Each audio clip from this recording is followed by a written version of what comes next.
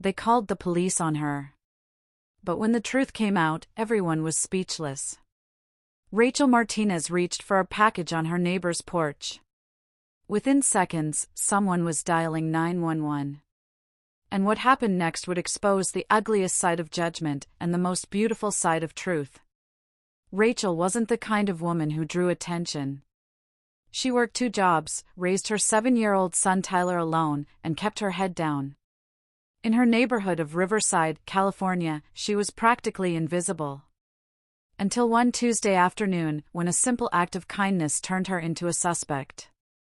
It started so innocently.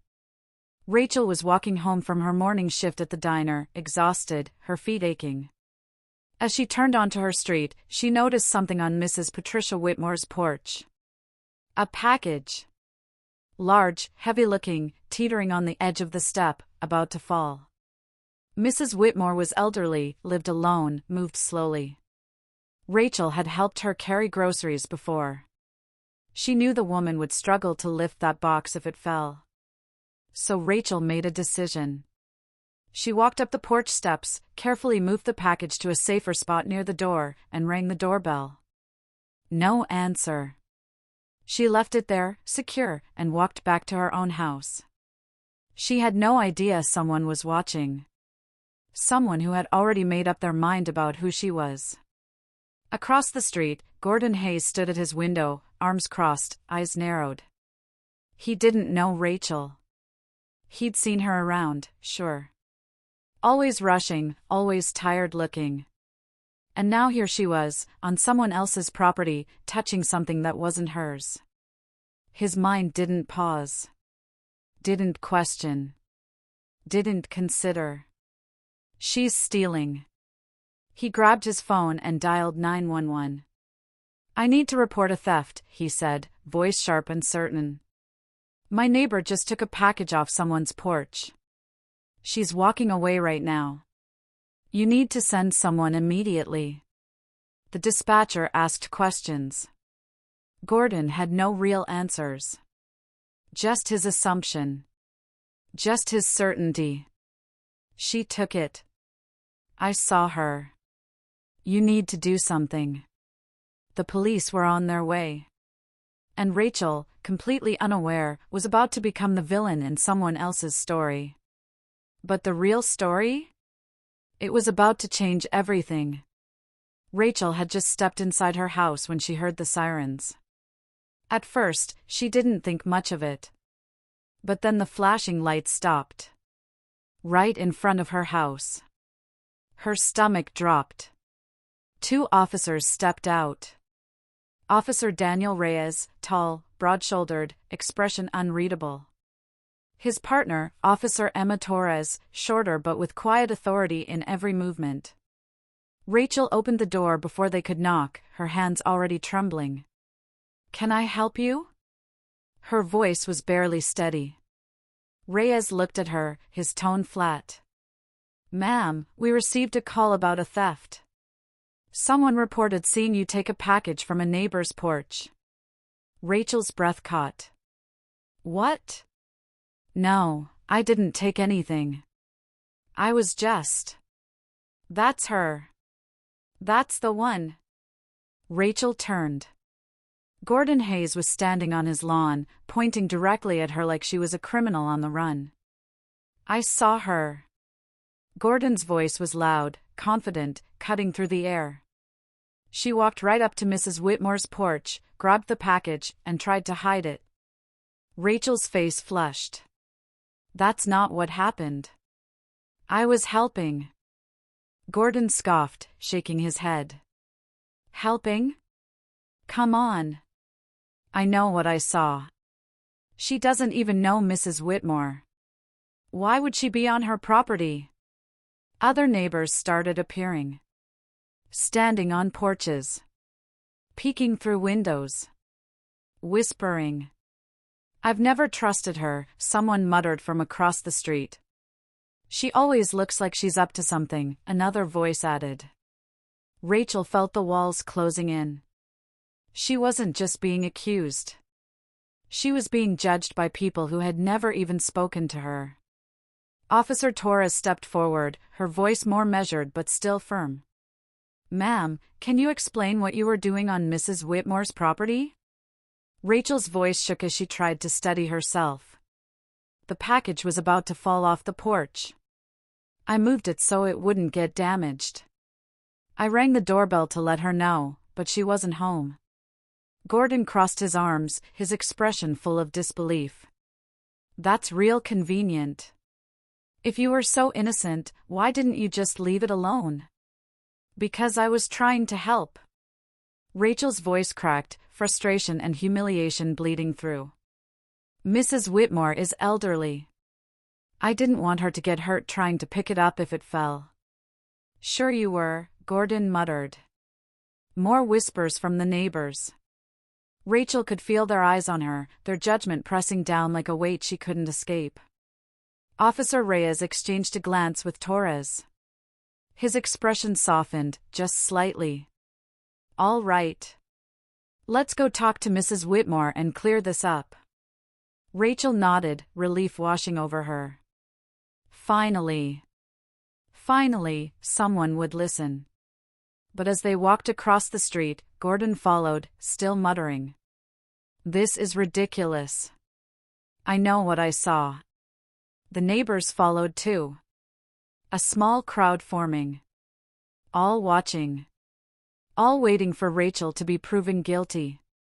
What none of them realized was that the truth was about to make every single one of them feel something they didn't expect. Shame. Officer Reyes knocked on Mrs. Whitmore's door. For a moment, silence. Then, slowly, the door creaked open.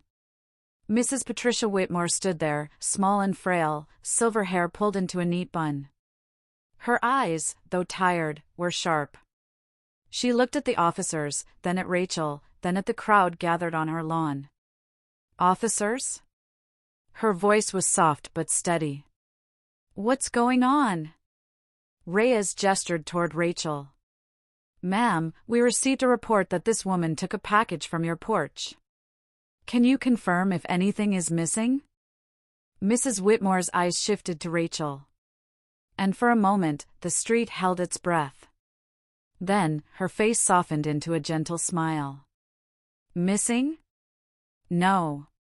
Nothing's missing." Gordon stepped forward. "But I saw her." Mrs. Whitmore held up a hand, silencing him. Her voice, though quiet, carried weight. "She didn't take anything, young man. She moved my package so it wouldn't fall. I saw her from my window. I was going to thank her, but by the time I got to the door, she had already left." The street went silent. Gordon's face drained of color. His mouth opened, but no words came out. Officer Torres turned to him, her expression sharp.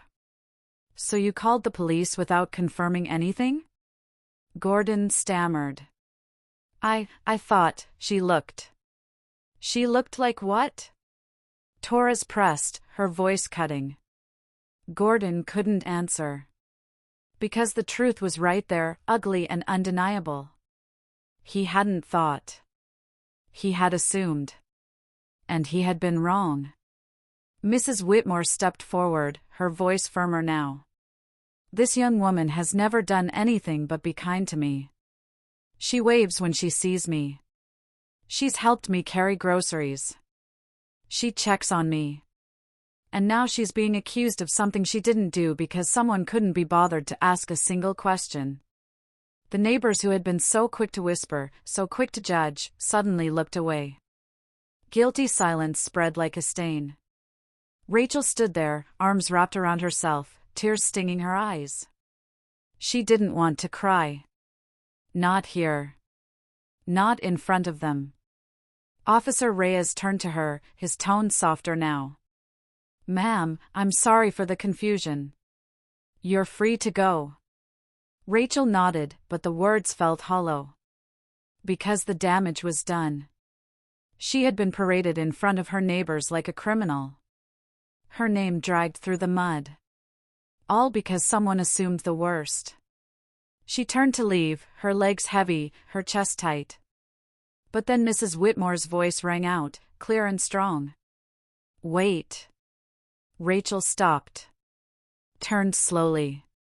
Mrs. Whitmore looked at the crowd, at Gordon, at the officers. And when she spoke, every word landed like a stone. "Before any of you judge someone, maybe you should ask yourself why you're so quick to assume the worst. Maybe you should ask yourself what kind of person you see when you look at someone struggling. Because this woman?" She gestured to Rachel. "She's twice the person any of you have been today." The street was silent. Not a single person moved. And in that silence, everything changed. Gordon stood frozen, his face red, his hands clenched at his sides. He had been so sure. So certain. And now, standing in front of everyone, he felt something he hadn't expected. Deep, burning shame. Officer Torres looked at him, her voice calm but firm. "Mr. Hayes, do you understand what could have happened here? If Mrs. Whitmore hadn't been home to tell the truth, Ms. Martinez could have been arrested. Charged. All because you assumed." Gordon swallowed hard. He looked at Rachel, who stood a few feet away, arms crossed, eyes tired and guarded. His voice cracked. "I'm sorry. I thought I was protecting the neighborhood." Rachel didn't respond immediately. She just looked at him, her expression unreadable. Then, slowly, she shook her head. "You didn't protect anyone," she said quietly. "You saw someone you didn't know, doing something you didn't understand, and you assumed the worst. You didn't ask. You didn't wait. You just decided I was guilty." Her words hit harder than any shout. Because they were true. One of the neighbors, a woman who had been whispering earlier, stepped forward, her voice small. "We're sorry too. We should have given you a chance." Rachel's jaw tightened. "I've lived here for 2 years. 2 years. And not one of you has ever said hello. But today? Today you had plenty to say." The guilt on their faces was unmistakable. Officer Reyes spoke up, his tone more measured. "Ms. Martinez, we apologize. You did nothing wrong." Rachel nodded, but her eyes were still hard. "I appreciate that. But this isn't just about today. It's about how quick people are to judge someone because of how they look, or how they live, or how much they struggle." Mrs. Whitmore, still standing strong, spoke again. "You're absolutely right, dear. And I'm sorry you had to go through this." Rachel's shoulders sagged. The fight drained out of her. She wasn't angry anymore. She was just tired. "I just wanted to help," she whispered. "That's all I ever try to do." Mrs. Whitmore walked over, slowly, deliberately, and placed a gentle hand on Rachel's arm. "I know, sweetheart," she said softly. "And I see you. I've always seen you." Rachel's eyes filled with tears. And this time, she didn't hold them back. Officer Torres cleared her throat. "Mr. Hayes, I think you owe Ms. Martinez more than just an apology." Gordon looked down. "What can I do?" Rachel shook her head. "I don't want anything from you. I just want you to think. Before you assume. Before you judge. Just think." Gordon nodded slowly. "I will. I promise." Officer Reyes turned to Rachel one last time. "Ma'am, if you ever need anything, don't hesitate to call." Rachel managed a small, tired smile. "Thank you." As the officers walked back to their car, Mrs. Whitmore stayed by Rachel's side. The crowd slowly dispersed, shame heavy on their shoulders. And Rachel stood there, in the middle of the street, her heart aching but still beating. Because she had survived. Again. That evening, Rachel sat on her front porch with Tyler beside her. He was coloring, humming softly, completely unaware of what had happened. Rachel watched him, her heart heavy with love and worry. How do you protect your child from a world that's so quick to judge? A soft voice broke her thoughts. Rachel? She looked up. Mrs. Whitmore was walking slowly down the sidewalk, a small basket in her hands. Mrs. Whitmore, you didn't have to. Nonsense, the older woman said gently. She held out the basket. Fresh cookies, still warm. Rachel's eyes softened. Thank you. Mrs. Whitmore sat down beside her. You've been kind to me for a long time, Rachel. Even when you didn't have to be. Even when you had your own struggles. Rachel's throat tightened. I just do what I can. Mrs. Whitmore squeezed her hand. And that's more than most. Don't ever let anyone make you feel like you're not enough. Because you are. Tyler looked up, eyes bright. Are those cookies? Mrs. Whitmore laughed. They are. Would you like one? Tyler grinned, reaching for the basket. As Mrs. Whitmore stood to leave, she paused. Strength isn't always loud, Rachel. Sometimes it's quiet. Sometimes it's just showing up every day, even when it's hard. And you are one of the strongest people I know. Rachel smiled through her tears. Thank you. That means everything. The older woman nodded and walked slowly home. And Rachel realized something. The world might be quick to judge. But there were still people who chose kindness. People who saw the truth. And that was enough. The next morning, Officer Torres knocked on Rachel's door. When Rachel opened it, Torres was holding a folder. Officer Torres? Is everything okay? Torres smiled gently. Everything's fine. Can I come in? Rachel let her in. Torres sat at the small kitchen table. I've been thinking about yesterday, Torres said. And I did some digging. Rachel frowned. Digging? Torres opened the folder. Documents.